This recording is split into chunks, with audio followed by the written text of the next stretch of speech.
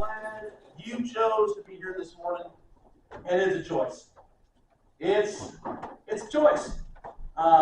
We have 52 Saturdays a year. There's football games. That's a Texas Longhorn hat, sir. Did you lose a bet? Okay, all right. That's good because we talk about that later. No, being a fellow from Oklahoma, I'm not an Oklahoma fan. My wife's from Oklahoma. Okay, Oklahoma.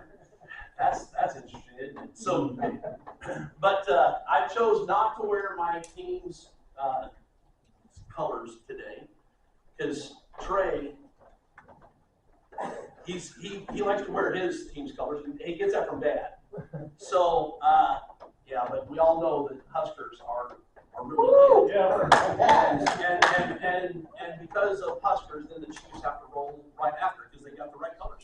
All right. So and I married a Kansas, so that's half of that battle. Guys, it's good that you're here. It's encouraging to us that you made the effort to be here. I want to know who was at Mighty Men ever. Okay. Oh, yeah. Who was here last year? Awesome. Who wasn't here last year? Now everyone should have had their hand up at some point in time. All right. We're glad that you're here. There's still, I think, is Sioux Falls here yet? Yeah. Sioux Falls is? Okay, there we are.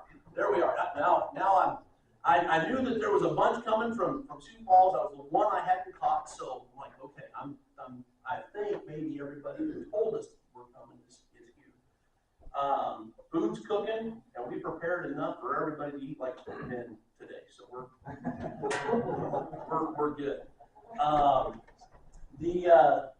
The order today, you guys had seen the outline of things. Bob's going to bring us some information, some lessons. The thing that has been the most impressive to me about Bob, and he's not jumping up yet, but I was so impressed. I'll just go that way. When I first heard Bob on leadership, and I hadn't heard anyone talk about leadership in my mind correctly. And I'll let him explain that because he will. but it is it's a subject we just don't always have right. And I appreciated Bob's work on that, and it was great as a incoming new elder at that time. It was great for the two of us that were there from our congregation in Oklahoma. He'll tell you more about some of those things that he's been a part of, but I'm just so impressed with his level of knowledge and expertise. You'll benefit from it. But I want to challenge each of us today that with that, as I already said, we have an idea of what that is in our minds. Maybe it's because it's what we've only ever seen happen. We can read about it in the Bible, but when we see it put into place, we make the applications from what we've seen.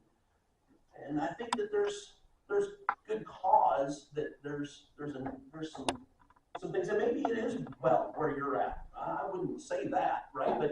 But church as a whole, we tend to be more administrative in our leadership and less shepherding. And so Bob's going to cover a lot more towards the shepherding model. I don't even know what he's going to talk about, but I know he's going to cover shepherding because that's the beauty of what it really is. Housekeeping. So we have bathrooms in house. You don't have to go outside. There are some that say women. Ignore those. It's a man's day, so you can go into that restroom today. I think my wife put a sign up that maybe said today only, but it's but anyway, there's 2 bathrooms back behind this wall. Feel free to use that. There's also, if you don't want to walk up front, you go out the back doors. At the bottom of the stairs, there is a bathroom at the bottom of the stairs straight ahead. If you will, just go ahead and have the lights on. That way guys know which ones are where they're headed. And if you're not in it, leave the door open. That way they know you're not in it. So if we see a closed door, it's closed. I can't promise the locks work. I don't pay attention to that. So we have refreshments in the back. So if you were into the coffee already, that's great. We're going to have that going all day. Water's on this side, and then there's just some snacks. Oh, there's more snacks by you, hon. Mm-hmm. We can throw those out later. We'll put them on the water table. Okay. We'll get a little sugar snack later. Halloween candy was on sale, and Halloween hadn't happened yet, so this isn't leftovers. All right. If you wanted, some had talked to us about recording. Bob has done a gospel meeting with us this week. If you want to see those, Wednesday night, Thursday night, Friday night, and he's going to be speaking here again tomorrow for Bible class and worship. And if you want to see those lessons, not dealing with leadership, but great lessons on what our lives should look like, those are on our YouTube channel, Albert Lee Church of Christ YouTube. And so we'll have lunch later. After lunch, after we're done for the day, we will potentially set up some games outside like we did last year. We've added a couple of interesting things. A couple of the boys that were at, I guess one of the boys that was at the Young Men's Leadership Retreat this fall would know the big axe throwing target that we brought down there. We brought that out today too. So you have to be careful. Don't throw axes at the guy holding the sign up. But no, we'll have it set up someplace.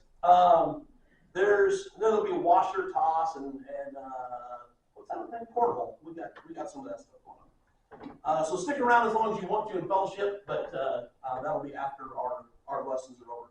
The last thing I wanted to ask you guys before we get started is next year's dates. Our speaker had a problem with his schedule. He inadvertently double booked, and we were the loser of the double booking. I don't know how else to say that. I've given him all the grief you can imagine.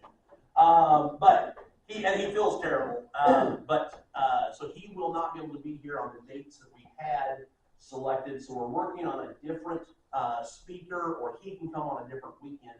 But we're looking at trying to have this on the 3rd or 4th weekend of October, however they fall, is what we're aiming for. Just kind of keep ahead of the weather. But we had it on the 1st weekend of November last year, and we would like to know what's better. So you have a choice in the matter. We may not listen to it, but you have a vote. But it's not democracy. We still get to choose. But we do have a guy possibly coming next year. I haven't heard a confirmation from him yet. Hopefully I'll find out today. And if so, I'll promise you don't want to miss that one. But if that works out, but we're working on dates. So I don't have that yet, but I hope to have it for you before we get out of here. But if you would just tell Ryan or Jason, myself, if there is a date that works better for you, we'd love to hear that. Or if you know of something going on that would interfere. And we'll talk more about that later. So I am impressed. I knew Bob as a speaker and someone that I wanted to learn from. And after being around Bob this week, I mean, it's one thing to call somebody your brother. But I'm really kind of glad I can introduce him as my friend now. I have gotten to know him. We have had great conversations this week, and he still lets me hang out, so it's all good. But Bob Turner, come preach word. Thank you, Rick. And thank you guys. Thank you for being here. I reiterate what he said. Giving up a Saturday, making a choice to be here is encouraging to me, and I hope today will be encouraging to you. Hopefully some of the things that we shared today will challenge you and encourage you in your walk with Christ and as a leader in the Lord's church. I briefly want to tell you a little bit about what I do, and I've been doing for the last 6 years. I direct a program for the Sunset International Bible Institute called SALT. It's the Sunset Academy of Leadership Training, and we try to be a resource to congregations across the country to help in areas of leadership and leadership development in whatever capacity that might look like. I really want to encourage you, if you get a chance, it's pretty small print, but the website that we have, www.salt.sunset.bible, if you go there, you're going to find a lot of different resources. There are going to be some podcasts on there you can listen to. There's some video clips you can watch. The main thing is, two main things. One is I have a blog that I put out 5 days a week. You can subscribe to that. Just comes in an email. It's about 100 words. You can really read it in almost less than a minute most of the time. But it's just a little bitty short blurb to kind of give you a little shot of something about leadership that might be encouraging and helpful to you. We also have a link on there called SALT Lessons. And on there we have put 120 Bible class lessons on leadership. And you can download those and use them. They're all outlined, full outlines that you can use to have ongoing training in your congregation in leadership and leadership development. So please utilize those tools. They're free to you to use, and hopefully they'll be beneficial to you to the work that you're doing with the congregation where you're at. We've got several sessions we're going to look at, a number of different things today, the first of which is really this idea of why we're struggling to find leaders. And to just give you a perspective of the situation that exists today, we are facing a leadership crisis in the church of magnitudes I'm not even sure that we can comprehend. It has been said that there are somewhere between 11 and 12,000 congregations of the churches of Christ in the United States. And I say somewhere between 11 and 12,000 because the number varies depending on the resource that you look at. But there are some other things that are taking place that to me are frightening, and yet it shows why we're dealing with the crisis that we're facing. For example, Phil Sanders, I don't know if you know who Phil Sanders is, but he's the In Search of the Lord's Way speaker. And Phil and I were having breakfast one morning, and he made this statement as we were talking about leadership and some of the leadership issues. He said that since 2017, so 8 years, since 2017, there have been an average of about 111 congregations per year closing their doors. Now, math wasn't my strongest suit, but I can do that kind of math. And, I mean, we're talking somewhere around 888 approximately congregations that no longer exist. And there are a lot of different reasons for that. I know that there are some communities that I've gone and worked with congregations, and those communities during the oil boom, they were thriving communities. And then when the oil industry kind of pulled out, those communities dried up. There are a lot of smaller rural communities that children, when they grow up and they get out of high school, they're moving to other places. They get married and they move to the city so that they can find work. And so there are a lot of different reasons we could give as to why this is taking place. But the reality is that of that number of congregations, whether it's 11,000 to 12,000, wherever that range is, some research has shown that there are approximately 65% of those congregations that do not have elders. 65%. Now, Roy Johnson, who is the director of Lads to Leaders, made this statement to me one day as we were talking about this. He said, of the remaining approximately 35% of those congregations, half of those only have 2 elders, which means they're one death, one illness, one move away from having no elders. I mean, we are facing a magnitude of crisis here that is frightening because of all the congregations that I've worked with, and I haven't worked with by any means all of them, but of the ones that I've worked with over the last several years, I only know of 2 congregations that have some kind of active, ongoing program in which they are working to develop and prepare the next generation to lead. We are facing a very serious situation that we need to address in some way. Now, about 25 years ago, Wendell Winkler produced a book called Leadership, The Crisis of Our Time. And to some degree, almost prophetic in nature, if you will, it certainly characterized what was taking place 25 years ago, but here we are almost a generation later, and it has not improved. It's gotten worse. Now, most of you remember what happened in 2020 with the pandemic.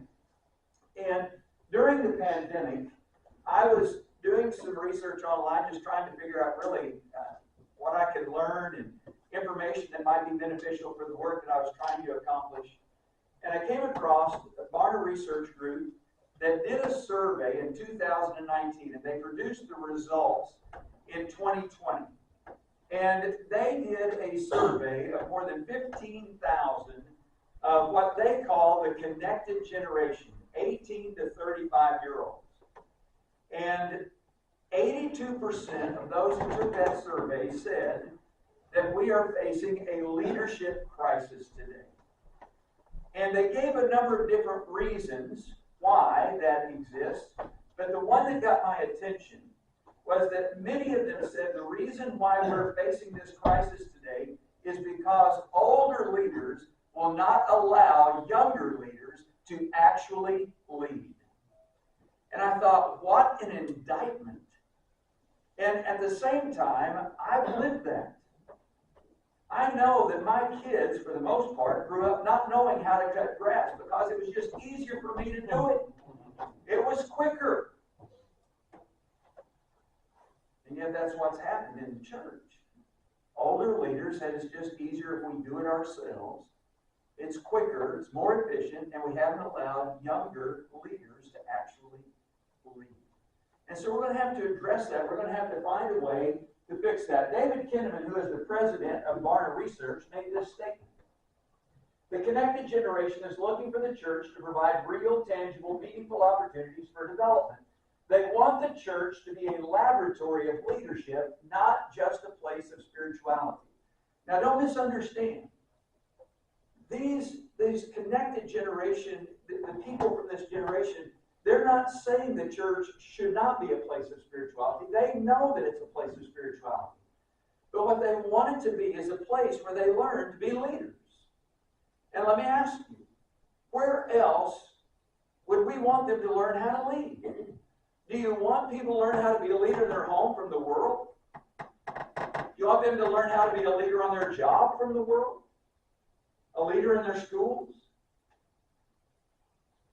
The church should be a place where they learn to be leaders. Now, I'm going to talk more about that this afternoon in the last session, where we're going to focus on how do we equip and develop the next generation to lead. So we'll come back to that in just a few moments. He went on to say that if we're not making room for younger leaders today, they won't be around tomorrow. And we are living in that statement right now.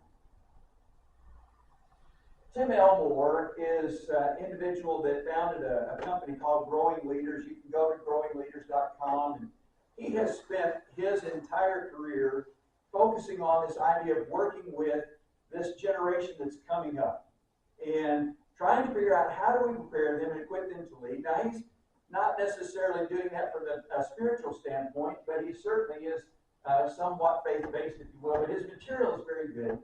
But he interviewed an individual one time who made this statement. People tend to see youth as a problem to solve, not an asset to leverage.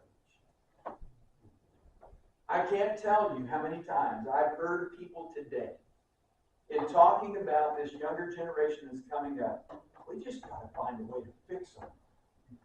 There's something wrong with them. And I'm sure my parents probably said that about my generation when we were growing up. But the idea is, as long as we see the younger generation as a problem to solve instead of an asset to leverage, we're never going to do the things that we need to do to prepare and equip them to be leaders. Because I'm here to tell you, this younger generation growing up, I have 10 grandchildren. The oldest of which is 17, the youngest of which is 8.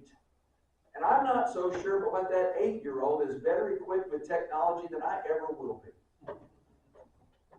He's an asset that we need to learn how to leverage those things so that we can do greater work in the kingdom of God. And our younger generation, they're creative. There are so many things that we can learn from them if we just take the time to do that. Stephen Foster, who was also a part of that research with Barna, made this statement. One of the things I hear about the church is that generally speaking, the church will naturally go up in age and inward in focus, and it's only intentionally that it will go downward in age and outward in focus. Now, I've visited a lot of congregations over the last 6 years of this work, and I've been in ministry for about 35 years. And most of the congregations that I'm a part of, we're either getting this or we're getting white.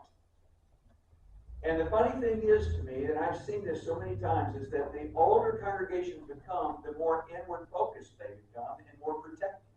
It's like they go into this prevent defense, if you will, and they're trying to just protect and preserve what they've always done and the ways they've always done it, and they're just really waiting until everybody just dies off, and then they're going to have to sell the building and close the doors. And we're going to have to figure out a way to change that, because we're going to have to intentionally go downward in age and outward in our focus. And again, we'll talk more about that as we go through the day. So I want to take just a moment and ask you this question. How would you describe, what words would you use, or a statement would you use to describe a leader? Confident. Confident. Showing example. All right, showing an example. Respectful. Respectful. Yeah, we talked about that last night, didn't we? Selfless. Say it again. Selfless. Selfless. Okay. Humble. Humble. Influential. Influential. Facilitator. A facilitator. Okay. Integrity. Yeah, we're going to talk about that here later this morning. Attentive to your people. Say it again. Attentive. Attentive. Yeah. A listener. A listener. Speaking of listening, I'd be interested in knowing some of you younger guys. How would you describe a leader? Steady. Steady. An equipped teacher. An equipped teacher. Okay.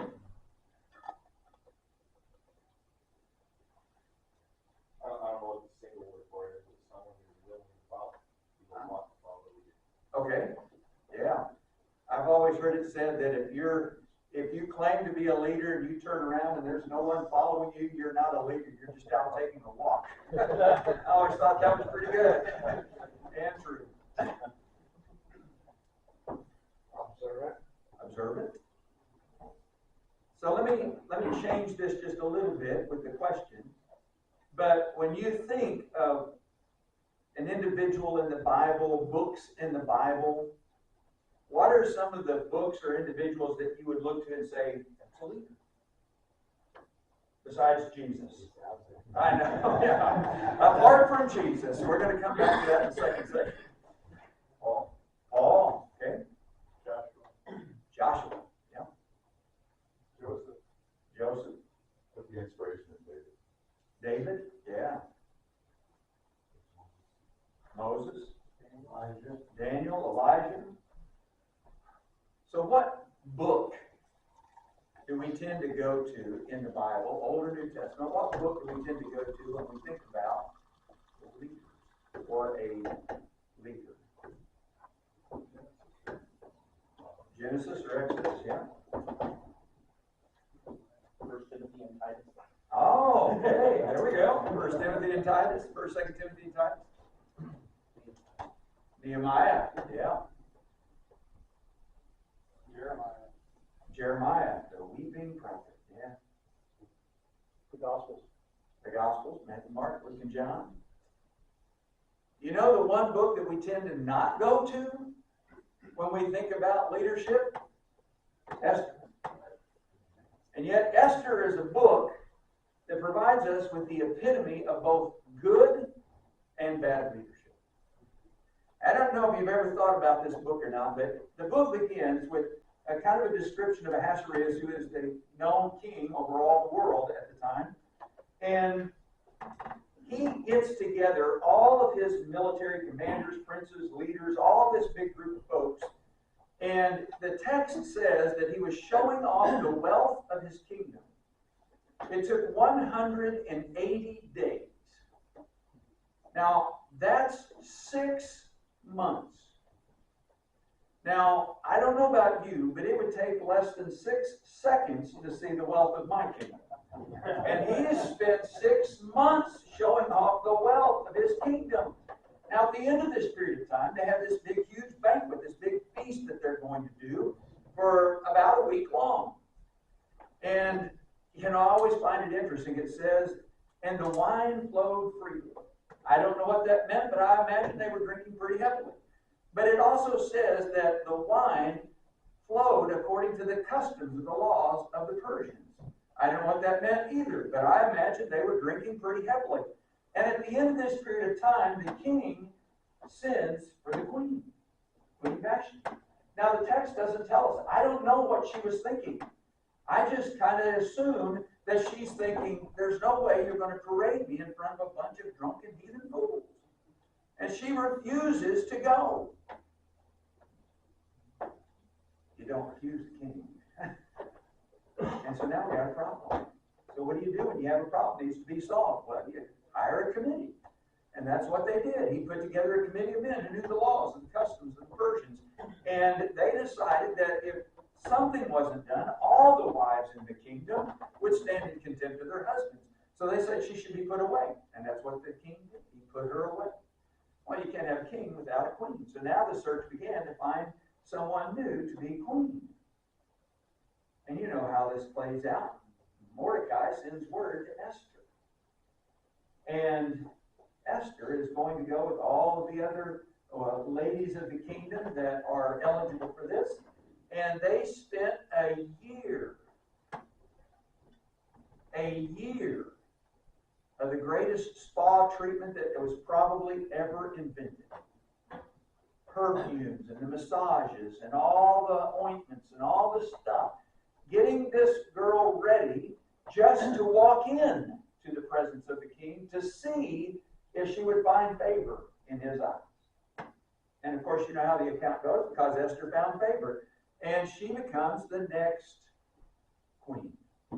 Well, about this time, we're going to find that Mordecai is going to get word of an assassination attempt on the king's life. And so he reports to Esther. Esther reports to the king. It's investigated. It's found out. And those two men are put to death. And the text says it was written in the laws, in the books of the kings, the laws of the Persians. Now, the Chronicles of the Kings. And I'm like, that's an important piece here in just a moment, because we're introduced to another person in this story. A man who was the right-hand man of the king by the name of Haman. Now, Haman was the epitome of what's not a good leader. Haman was the type of guy that he loved to walk through the streets and have everyone bow to him. And everyone did. Except for one. And that was Mordecai. And he hated Mordecai. So he's trying to find a way to put Mordecai to death. And so he goes in one morning to the king. Now, I love the way God works. And I tell you, this is such a neat thing, because it just so happened that the day that Haman is going to go in to try to find a way to put Mordecai to death, the king couldn't sleep that night. And so what do you do when you can't sleep? You have somebody read to you from the Chronicles of the Kings. And they just so happen to be reading that section about Mordecai warning the king about this assassination attempt. And so Haman shows up and the king says, "Come in here." Because when the king knew that nothing had been done for Mordecai, he's going to try to find a way to honor him. And so he asks Haman, what should the king do to honor someone he wants to honor? Now, this is Haman's personality. Haman is thinking, who else would the king want to honor more than me? He says, I tell you what I'd do. I'd put him on my royal horse. I'd put a robe on him and a crown, have someone lead him through the streets and say, this is what the king does to one he wants to honor. Now, I mentioned the other night in our lesson from John, Thursday night, that there are a couple of times in history I would love to have gone back and seen the look on someone's face. And this is one of them. Wouldn't you love to have seen the look on Haman's face when the king said, yes, I want you to do that for Mordecai? And can you imagine the sound of Haman's voice? This is what the king does to one he wants to honor. Now, his anger towards, his hatred towards Mordecai grows deeper and deeper. And now it's not just a matter of putting Mordecai to death. He's wanting to annihilate the entire nation of the Jews. And of course, this is where we get that great account about Mordecai sending word to Esther. And she's like, I haven't been summoned to the king. And to go into the presence of the king without an invitation was a death sentence unless he extended his scepter. And so she's like, she was afraid. And Mordecai says, you need to know that deliverance is going to come from somewhere. But he points out to her that she and her family will not escape. And who knows but what you've been appointed for such a time as this. So they fast, they pray. She goes into the king. And the king extends the scepter. And he says, what would you want? What's your request? She says, I want you to come to a banquet tomorrow night and bring Haman. And again, we see Haman's personality. He's like, I'm getting to go to a banquet with the king. And so they go and they eat and they feast. And he asks her, what would you request? And she goes, I want you to come back. I mean, how do you get to a man's heart? Through his stomach. That's what my mom always said. You feed him. So they come back the second night to eat. And then the queen reveals to the king the wicked plot of Haman. And the king is enraged. He leaves the room. And Haman realizes he's in trouble. And so he falls on the bench there where she's at. And the king walks back in while he's pleading for his life. And he's like, would you assault my queen in front of me? I mean, just like that. Soldiers came in. They took Haman. And the irony of it all is they hanged him on the very gallows he had built to put Mordecai to death. Now, what does all of this have to do with what we're talking about here about leadership and describing a leader? Well, very simply this. After Haman is removed from the scene, Mordecai is going to be placed in that position. And if you look at the very last verse in the book of Esther, in Esther chapter 10, verse 3, what you're going to find is the greatest statement I know in Scripture to describe a leader. And what that text says is that he worked for the good of the people and he spoke up for their welfare. If you're looking for someone who is going to be a good leader, a great leader, you're not going to find someone if they have a self-driven agenda. If they're trying to get their way, that's not a leader. A leader in the Lord's kingdom is somebody who is going to seek the good of the people and he will speak up for their welfare. That's what his work is all about. Now, John Maxwell didn't say it in these words, but he did make a statement that I thought was quite interesting in regards to this, because what he says is a leader is someone who wants more for the people than from them. And I think that's a powerful thought to keep in mind. But we still haven't addressed the question that is the main focus of this class. And that is, why are we struggling to find leaders? When we think about the church today, why is it that there are not more who are willing to lead? So, just very quickly, what do you think? Why is it that there are more people who are not willing to step up and be leaders in the Lord's church today? Easier to follow. Say it again? Easier to follow.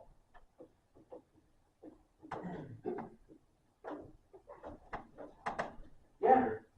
It's easier to follow. Greater responsibility. Ooh.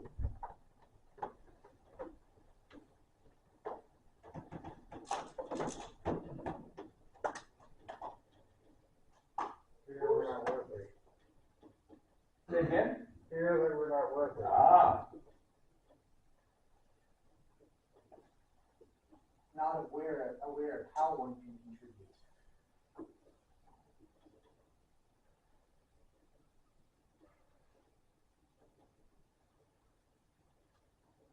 Okay? Lack of encouragement.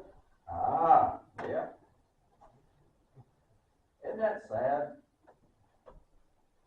Lack of encouragement. Lack of mentorship, Say it again. a lack of mentorship. Ah, yes. What's in it for me? Say it again. What's in it for me? Ooh, yeah.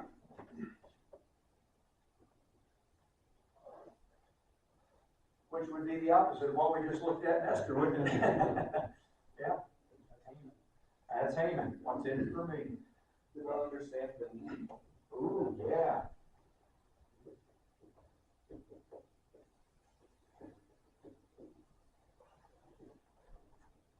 Lack of humility. Yep. Lack of humility. It's a big commitment.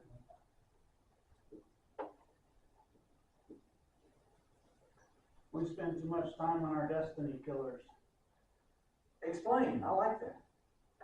We each probably have one today, that if we put as much time in the leadership and prayer and studying things like that instead of on the destiny killer, then there wouldn't be a problem of finding leaders. What is it you're saying, the killer? What? Destiny. Destiny killer. I thought that's Destiny okay. killer. We Okay. spend hours and hours on it a day, I got you. and if we didn't, and focus that time more into what you're describing, we wouldn't have a problem finding leaders. Yeah. Very good. We don't find that priority. We don't find that priority. Ah, okay. But been discouraged before. Yeah. Fear of failure. Wow. Fear of failure. Not equipped or trained properly. All right. I'm running out of the room right now. You know, when we think about it, there are a lot of reasons that we can come up with.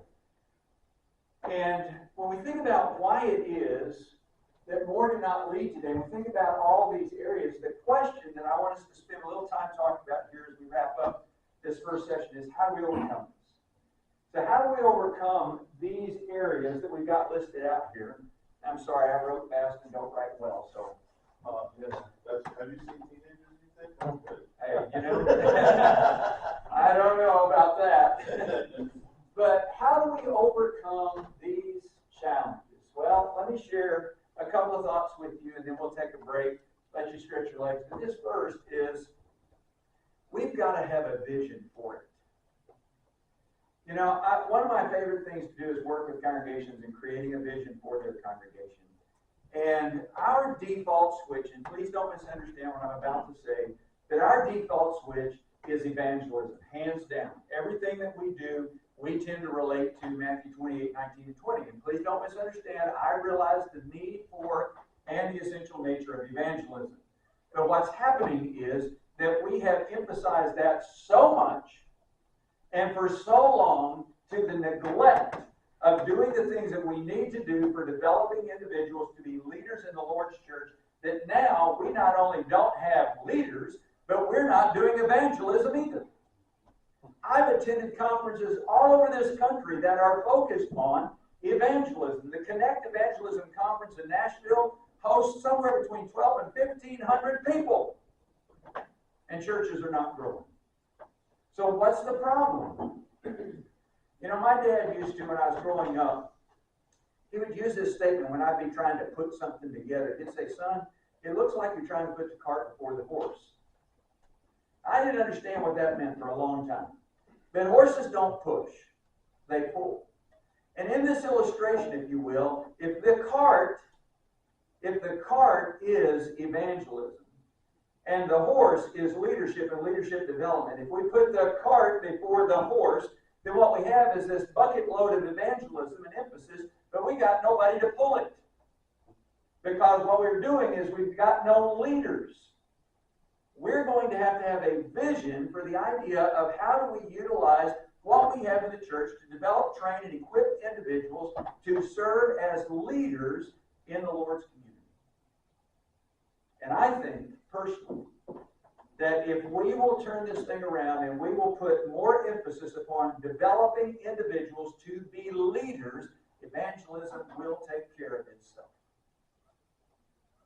But as long as we continue to just emphasize evangelism, and there's nobody to lead, then even if we do see people come to know Jesus, they're going to go out the back door as fast as they can in the front door because there's nobody to shepherd them. Number two, not only do we need a vision for it, we're going to have to embrace change. Now, change is one of those words we don't like. And yet, change is a part of every breath that we draw into our bodies. And the world that we live in is changing so rapidly around us, we can't keep up.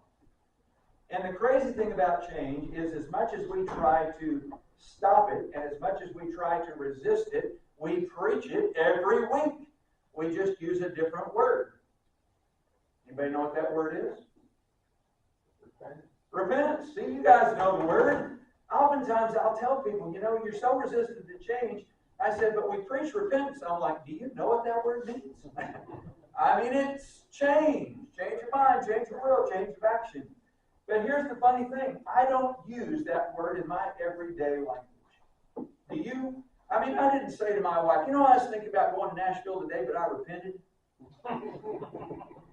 Does anybody talk that way? We don't talk that way. I'm like, no, I changed my mind. There are two types of change that exist. There's forced change and there's initiated change. Forced change takes place when people are not prepared for it and they're not expecting it. The best example I know happened in March of 2020. We weren't prepared for that. We weren't expecting that, and it changed everything we do in life. It changed the way we shopped. It changed the way that we traveled. It changed the way that we worshiped. I'm telling you, I got so tickled watching the way people reacted in church settings over this virus thing. And the reason it happened is because people were forced to make changes they weren't prepared for, they weren't expecting, and they didn't like it. So they got very resistant to that.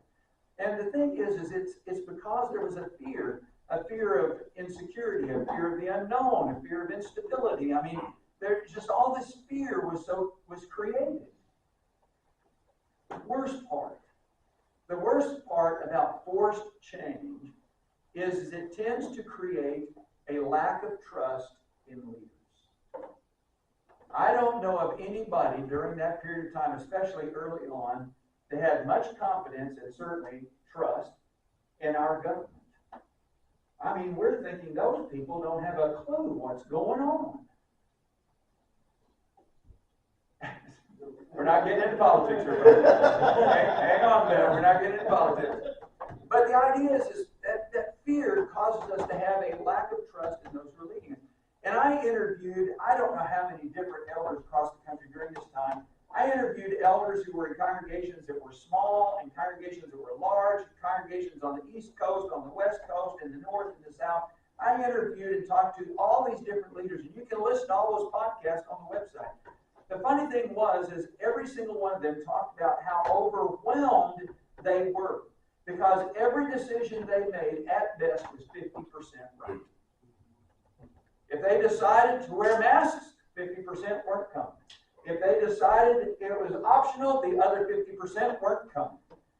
I mean, it was masks, no masks, vaccines, no vaccines. We just went round and round, arguing, fighting, and created more division in the church because we don't know how to act like Christians. We just know how to fight. And when we're forced into change, that's what we do. Now, the other side of this is initiated change. Initiated change takes place when people are prepared for it and they are expecting it. And you want to know the difference between those two things in one word? It's communication. And when I think about the idea of communication, I can't even tell you how important it is that we find ways to improve our ability to communicate to the brethren. And I'll tell you, it's not from the pulpit. I don't know how your congregation handles announcements, but as much as I'd like to tell you people are listening, they're not. I wish I could tell you that they read their emails when you send them to them, but they don't read them. I wish I could tell you they read text, but they don't read those either. And if they do, they probably don't understand what you're trying to communicate because you're using abbreviations they don't understand. I'm still trying to figure out some of the initials my grandkids send me in a text. I'm like, I have no idea what that means. If we're going to communicate to people, we're going to have to find a way to talk to them face to face. It takes more time, takes more effort, but the one thing you know for sure is effective communication takes place when you talk to someone face to face and you give them an opportunity to ask you questions. Because really, communicating effectively with people is about understanding. And if they don't understand, then it doesn't matter how you communicated with them. They've walked away with no idea what's going on. You've got to find a way to let them ask questions so that you know they understood exactly what was said. And so when it comes to this idea of embracing change, I'm not talking about, please don't misunderstand, I'm not talking about changing the way that we practice our time together on Sundays. I'm not talking about changing God's Word. I'm not talking about those kinds of things. But let me tell you, our methodology is going to have to change. The approach that we make to people is going to have to change. And so we're going to have to find ways to be able to embrace those kinds of things, but that's going to happen when we improve our ability to communicate. I'm going to use one example and then we'll move on to the next year. I met with a congregation one time, and I don't know about where you're at or not, how this works, but most everybody in here have a Wednesday night Bible class. So on Wednesday night, what is the percentage of people that tend to come back that you have on Sunday morning? 30%? 10%? Have you ever wondered why that is? I met with the congregation, met with their elders, and I asked them, I said, I've noticed on your board that you have, theirs was about 30% of the people coming back on Wednesday night that you have on Sunday morning. So why is that? Well, they said, well, this family over here, their son, he's into golf, and so they have practice on Wednesday night, so they take him down to the school for his practice on golf. This family over here, they have a daughter that's in this school activity, and so they take her to that. And they just went through this whole list. I said, whoa, whoa, whoa, whoa. I said, if you found out that if you changed from Wednesday night to Thursday night and met at 7 o'clock instead of 6:30, that you could get 75% of your people to come back, would you make that change? You're right. They said no. You want to know their reason? We've always met on Wednesday night at 6:30, and if people are spiritual, they'll make the sacrifice. Now, I'll tell you, you're going to get to know me a lot today. I don't always engage my flesh very well, but I looked and I said, that's about the stupidest thing I think I've ever heard. You're telling me that you're going to put the tradition that's been in place for about 150 years to meet on Wednesday night at the time that you meet, you're going to place that above about 45% more people? Now, don't misunderstand, they may not have needed to make that change, but how are you even going to find out if you could get more people to come back if you made that change? You're going to have to ask them. Communication. I'm telling you, we're not very good at it. And we're going to have to find ways to improve the way that we communicate and embrace the type of changes that we need to make if we're going to reach more people and be more effective in helping them. Number 4 here is we're going to have to understand roles, competencies, if you will. You know, it's fascinating to me. I've met with a lot of different elderships, and I ask them, generally, I want to know, do you know what it means to be a shepherd? And Rick made reference to this early on as kind of introducing the day. I tell you, most elderships that I'm aware of and that I have worked with, in fact, very, very few are not this way. They are more administrators. They're like on a board of directors that feel like they are doomed to make decisions for the congregation the rest of their life. And it's not because they don't understand what the role of a shepherd is. It's just they don't know how to practice it. Because most of their life, all they've ever seen was an administrative eldership. And when they became elders, they continued to carry on because that's the way it's always been done. And so becoming a shepherd is a foreign concept to them. And when I ask them, what's the role of a deacon? It's crickets. They don't know. And they're like, sir? I'm going, well, that's what the word means. But I said, do I have to be a deacon to change the light bulb? Do I have to be a deacon to vacuum the carpet? Do I have to be a deacon to plan out a curriculum? Do I have to be a deacon to mow the grass? And they're like, no. And I'm like, then why are we putting deacons over that? I mean, anybody can do that. But why do we have to have a deacon that's over that? We just don't understand the roles and the way they work. Did you know that when you look at the qualification of a deacon in 1 Timothy 3, which is the only text that has anything like a qualification, that is primarily spiritual in focus? Isn't that interesting? They are to hold to the mysteries of the faith. Because in the first century, they didn't have buildings. They didn't have carpet. They didn't have lights. They didn't have grass that needed to be mowed. They didn't need a curriculum for a Bible class. What did they do? Well, whatever it was spiritual in nature. You can rest assured of that. And so we've got to find a way to understand what roles exist. I will recommend a book to you. In fact, this book was recommended to me about 6 months ago, and when I read it, I'm like, wow, where has this been? It's not even a book that uses biblical text, but when you read it, it's one of those books that just comes from the heart of the 23rd Psalm. But it's called The Way of the Shepherd by Kevin Leman, Leman, and Bill Pentak, Pentak. It's about 110 pages long. It's a narrative story. But I'll tell you, he discusses 7 principles of the way of the shepherd that if every individual who serves as a shepherd in the Lord's church today would use that, the church would have a whole different culture.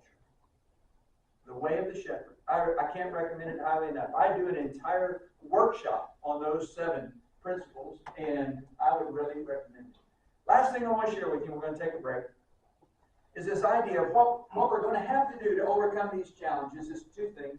We're going to have to get greater commitment, and we're going to have to get people more engaged. I can't tell you the number of times that I've asked congregations, what are your greatest needs? And one of the top 3 or 4 always comes out to be commitment. How do we get people more committed?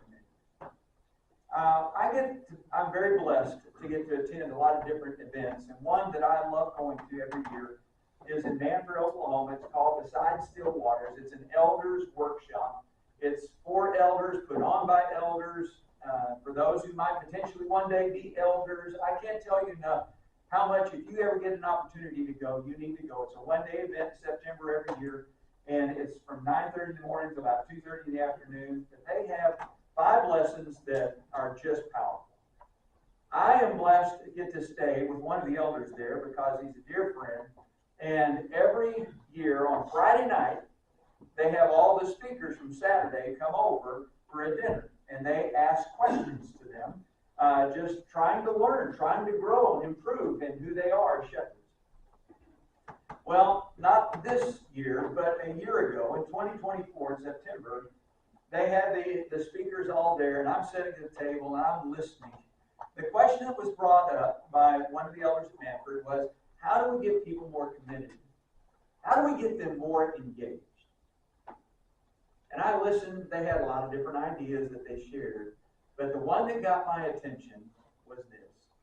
Ken Jones, who is currently the president of Oklahoma Christian University, leaned up on that table, and he looked at everybody there, and he said this: connection always comes before commitment.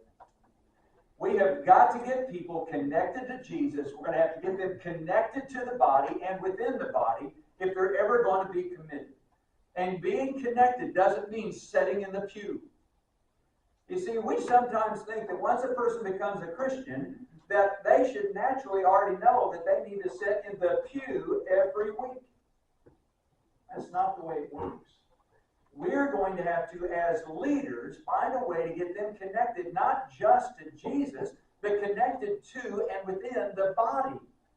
Because when you look at 1 Corinthians 12 and Romans chapter 12, you're going to learn that the body is made up of all these different parts, and not every part has the same function, but they're all important. Which is why, as I continue to look at this, you've got to equip people before you're ever going to get them engaged. It's baffling to me how that sometimes, and this is another one of those great needs, we need people who are willing to teach a Bible class.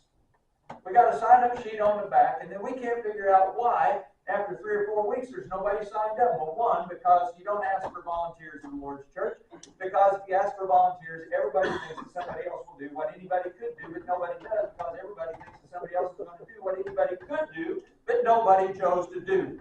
Please don't ask me to repeat that. But the idea is we don't ever stop to think that we've got to equip them. And isn't that what Ephesians 4 says? He placed some as apostles, some as prophets, some as evangelists, some as pastors, teachers, for the equipping of the saints for the work of service. We might find that people are more committed if we get them connected to the body, and they're going to be more engaged if we would take the time to equip them first in the areas of service that they are the most passionate about. Don't ask somebody who's a mechanic to design the curriculum for your Bible class unless he loves education. Don't ask somebody who is really good with finances and deals with money to take on being the maintenance supervisor for your church building. That's not going to work. Plug people in where they're passionate.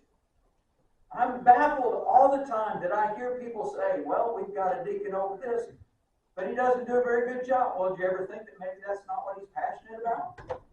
And wouldn't it be different if we tried to design the work of the church around plugging people into and putting them over the things they are passionate about? Don't ever ask me to teach Revelation, because I'm going to turn you down every time. Every time. And you want me to teach, ask me to teach about leadership. That's what I'm passionate about. Doesn't that make sense? I mean, why do we do that? Well, this next quarter we're going to have class on Revelation. Clint, we really need you to teach that class. I mean, why do we do that? Find what people are passionate about, plug them in, and watch them thrive. And watch how they get other people. They're going to start influencing other people to get them involved in how to do those things. So if we can do that, we're going to see many things change in the Lord's church, and we're probably not going to struggle as much to find leaders if we will just do a few things to help us overcome those challenges. All right, let's take a quick break here. About 10 minutes, no more 10 minutes. We'll start. Before we go up and run, I want to